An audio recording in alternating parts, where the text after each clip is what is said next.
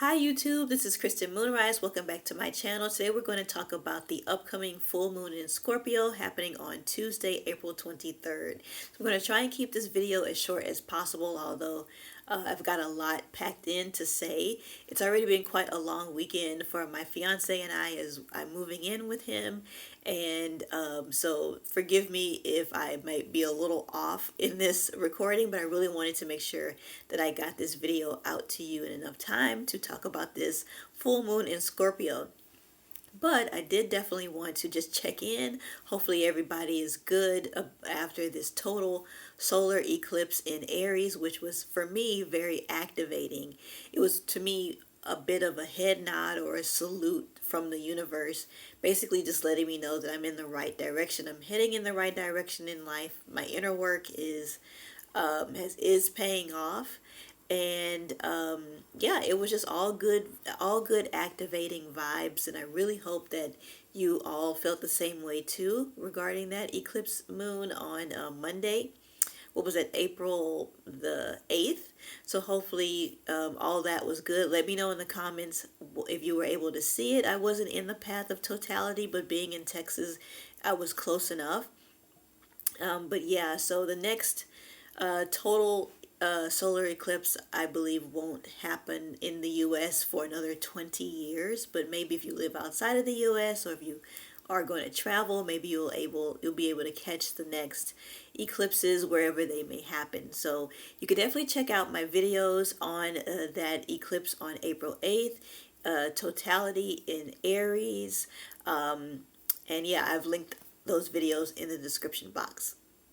So we've got the full moon in Scorpio happening on Tuesday, April 23rd at 6:49 Central Daylight Time, Houston, Texas. This is also called the pink moon as flowers are blooming during this time of year. So this is at 4 degrees, 18 minutes of Scorpio opposing the sun in Taurus. Taurus season starts April 20th, so continue to enjoy Aries season until then. So this full moon is happening in the second house of money and possessions. And so we've got Pluto here in the air sign of Aquarius. We've got Saturn, Mars, Neptune in the water sign of Pisces, Mercury and Venus in the fire sign of Aries, and Sun, Jupiter, and Uranus in the earth sign of Taurus. And so Jupiter and Uranus will go conjunct on April 20th, and I'll make a separate video on that. So I've got the Scorpio traits in the description box, but basically Scorpio is the intense, extreme, dark, destructive, misunderstood, and even turbulent of all of the signs. So as we know, we are shifting out of the age of Pisces and into the age of Aquarius, and that has a ripple effect in the cosmos, globally, nationally, as well as on the individual level. So what I'm seeing now is a lot of negativity in others. So this theme of this moon, full moon in Scorpio, is to release the negativity. So I'm seeing a lot of negativity in others, kind of as the battle shields kind of fall. We see a lot of pain behind a lot of the negativity that we're seeing in others.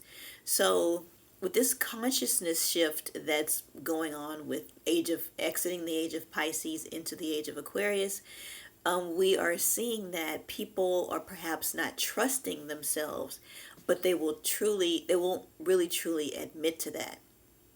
And so this materializes as people expecting others to do the inner work for them. We see a lot of people going through the motions but not knowing how to truly invest in themselves with the expectation of it paying off. And so we also see people not truly detaching from the old way of doing things that no longer serves them, if it ever did. And so these energies really highlight the need for us to be intentional. And so, yes, you can still have guides and coaches and mentors and the like, but the work, effort, and intentionality still depends on you, no matter how many books you read, videos you watch, courses you take, how much money you put towards a mentor.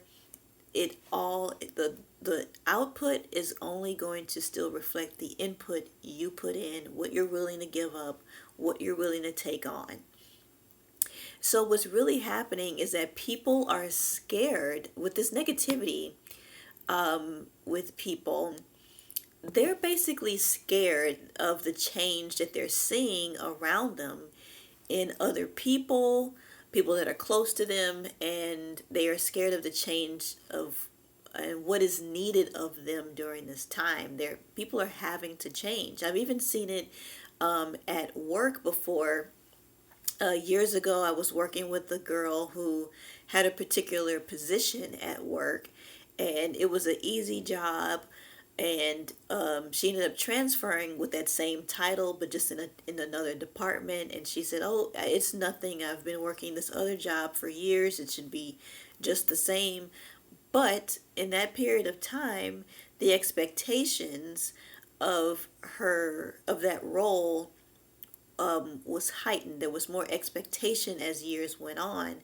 And so, although she had been at that employer for years and years, over time and then changing departments, the expectations were higher and she wasn't ready for it. And she actually ended up getting let go. So, we may think that things are, it's almost kind of like that analogy where like the frog gets boiled. It doesn't know that it's getting boiled if you just slightly turn up the heat a little bit on the water. It's sitting in a pot of water, and slowly the heat is getting turned up and it doesn't know that it's getting boiled. So until it's too late for it to hop out and then it's boiled to death. So I feel like that's kind of what's going on with people. I know that was kind of a weird analogy and I didn't even have it on my notes here, but there's a lot of change that a lot of people are getting hit with when they thought that everything was going okay or whatever was good enough for so long. But others are changing, the expectations of them are changing, and it's starting to kind of produce a lot of negativity because things just aren't as easy as they used to be, or more is required of them to keep up. And so we always talk about how we can't take others with us when we level up, but let's look at it on the other side. But with that, when we level up, relationships end or change, friendships end or change. We change jobs, we leave things behind. But what happens when a loved one ends up leveling up and they decide that they can't take us with them as they continue on in their journey? So that's a lot of negativity I'm seeing around that. It's a lot of, oh, this person has changed and they're fake or they're a scam or something. But really, it's just that other person is going on their journey and they are changing and they are evolving in their spirituality. But some people may get offended by that and don't realize that they are just having to be left behind because just the split is just becoming more and more obvious now. And so so this is questions that we should ask ourselves when someone is changing for the better, that what they've determined is for the better for them. Are we able to handle that when they've decided that they need to move on from us? And so are we able to handle when the way that someone else experiences their spiritual awakening? Can we give grace and space to that person as they level up, as we would want from them as we level up? And so it's a lot of hurt and pain as we see others kind of evolving and changing and perhaps getting the things that they've wanted or the things that we've wanted, and we're still in the same spot that we were before. So those that are succeeding in life and meeting their goals and living the life that they want to live, they don't owe us being in the same place their whole lives because it's easy and comfortable for us to see them in that snapshot. We have to remember they've got to grow too, and it's not something that we need to take personally simply because that's their life, that's their journey. They must live it out just as much as we must live out our journey. So with Scorpio, Scorpio is the most misunderstood sign as it is the sign of the extremes. It's both up and down and left and right and black and white and awful and amazing all at the same time. So what I see this kind of happening with people is that yes, certain people seem like they've got all the right answers. They're healthy. They look healthy on the outside. They're very informed about what's going on, but on the inside, they actually truly can't keep up with that facade, and it's inauthentic, and it ends up actually kind of producing nasty and negative emotions with others that perhaps are really getting results in life. And it's all because they're not really committing to their actual personal growth. They're doing just enough to sound like they're keeping up with the terminology and what's going on in the world, but they can't apply it to their lives and have it really materialize.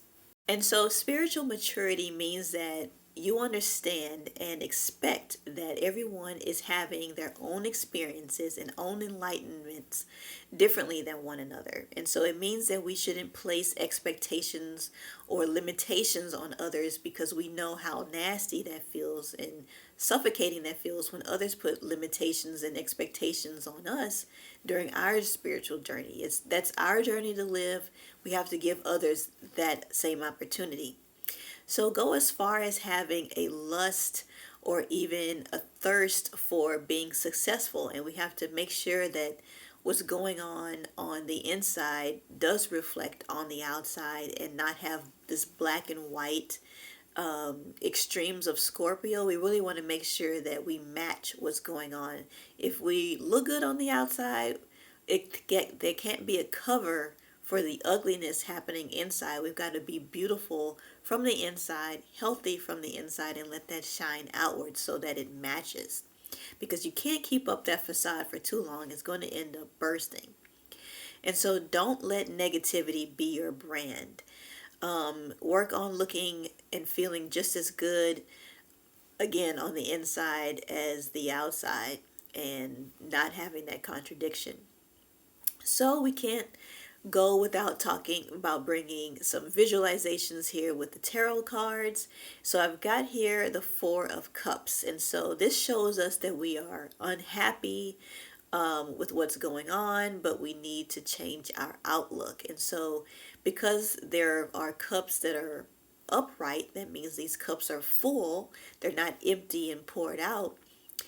The universe is trying to offer us even more, but for whatever reason, we remain unsatisfied and ungrateful. So we need to stop being ungrateful and be more self-aware about all the abundance that is around us. We can't ask for something and then when we get it, we don't like it. We've got to be grateful for all of the resources that we've got to help us improve in our spirituality. And so we also have the Three of Cups here. And so this is to have us remember that those that are around us that are trying to help us and that they really do care about us. And so this is a time that we can actually allow celebration and allowing ourselves to win and allowing yourself to be positive about things. So definitely be less of the Four of Cups and more of the Three of Cups. So that's the end of the video. Thanks so much for watching. You may book me by visiting my website. I do astrology consultations as well as confidence, mindset, and spiritual life coaching. So definitely check out the upcoming full moon in Scorpio on Tuesday, April 23rd. This is about releasing that negativity and really making sure that our insides match our outsides. And please like, share, comment, and subscribe, and I'll see you in the next video. Bye.